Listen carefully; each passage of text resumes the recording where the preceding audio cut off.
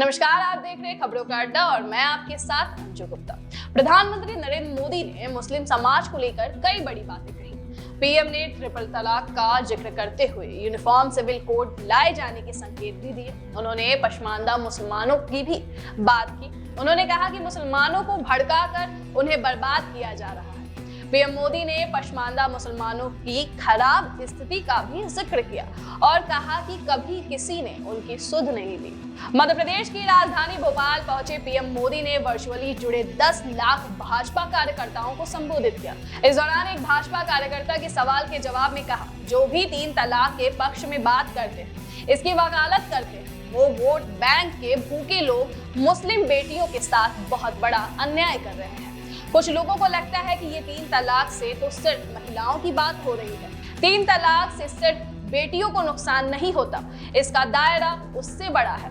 बहुत ही अरमानों के साथ बेटी को ससुराल भेजा हो और 8 से 10 साल के बाद कोई 3 तलाक कहकर निकाल दे तो उस माँ बाप का क्या होगा जिसके घर बेटी वापस आती है? उस भाई का क्या होगा? वो भाई, पिता सब उस बेटी की चिंता में दुखी हो जाते हैं। इसलिए 3 तलाक से बेटियां का अन्याय होता है।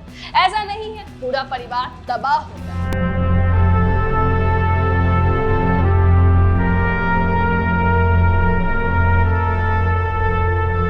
पीएम मोदी ने पाकिस्तान के साथ कई इस्लामिक देशों का नाम लेकर कहा कि वहां 3 तलाक को खत्म किया जा चुका है। यदि इसका इस्लाम से नाता होता तो वो क्यों खत्म करते? उन्होंने कहा, मैं परसों मिस्र में था, वहां 90% सुन्नी मुस्लिम है। वहां 90 साल पहले 3 तलाक को खत्म कर दिया गया। यदि 3 तलाक इस्लाम का जरूरी अंग होता तो पाकिस्तान में क्यों नहीं होता? इंडोनेशिया में क्यों नहीं होता?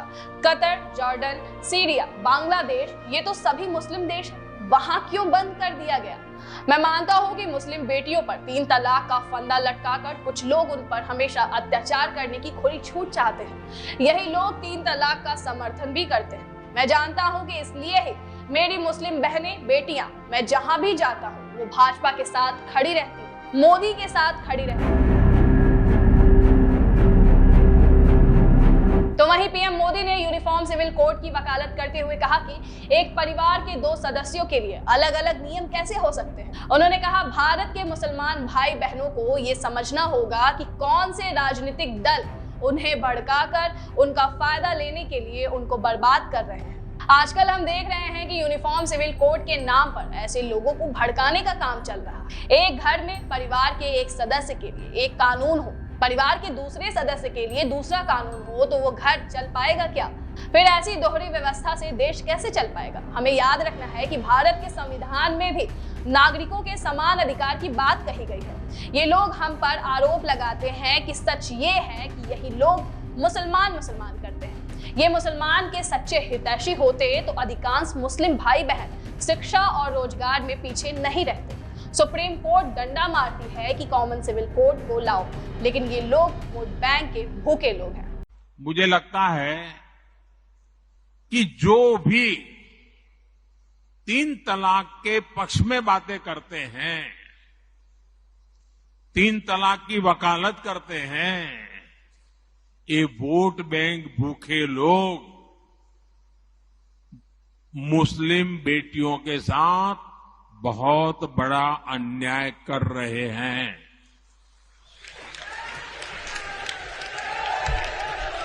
अच्छा, कुछ लोगों को लगता है कि भाई ये 3 तलाक से तो सिर्फ महिलाओं की बात हो रही है।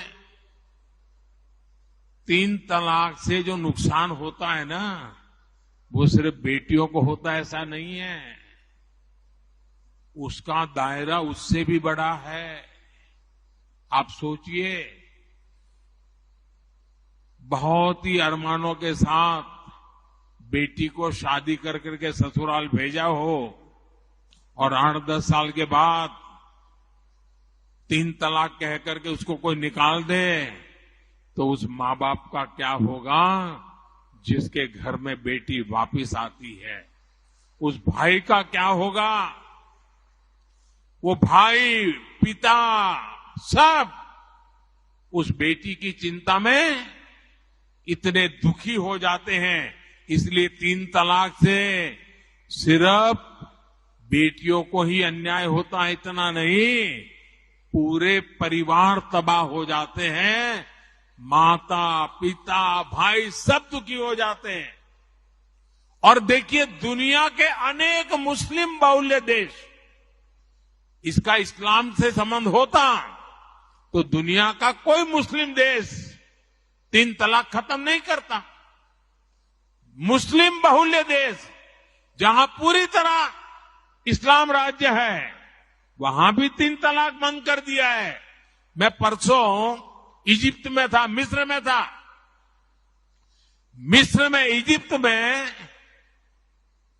90% से ज्यादा सुन्नी मुसलमान समाज है और इजिप्ट में आज से 80-90 साल पहले 3 तलाक की प्रथा को समाप्त कर दिया। हमसे 90 साल पहले। अगर 3 तलाक इस्लाम का जरूरी अंग है तो पाकिस्तान में क्यों नहीं होता भाई? अगर 3 तलाक इस्लाम का जरूरी अंग है तो इंडोनेशिया में क्यों नहीं होता?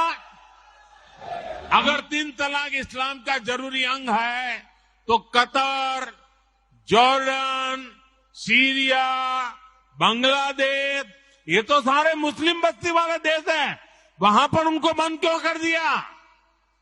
मैं समझता हूं कि मुसलमान बेटियों पर 3 तलाक का फंदा लटका कर कुछ लोग उन पर हमेशा अत्याचार करने की खुली छूट चाहते हैं। 2024 में नरेंद्र मोदी के प्रधानमंत्री बनने के बाद भाजपा ने 3 सबसे बड़े मुद्दे पर जोर दिया, जिसमें धारा 370, राम मंदिर और यूनिफॉर्म सिविल कोड शामिल थे। अब कश्मीर से धारा 370 और राम मंदिर का तो मुद्दा पूरा हो गया, बचता है यूनिफॉर्म सिविल कोड। जिस तरह से पीएम मोदी ने यूनिफॉर्म सिविल कोड को लेकर अपनी बात रखी, इससे ये साफ होता है कि 2024 में भाजपा की जीत हुई तो यूनिफॉर्म सिविल कोड का आना तय।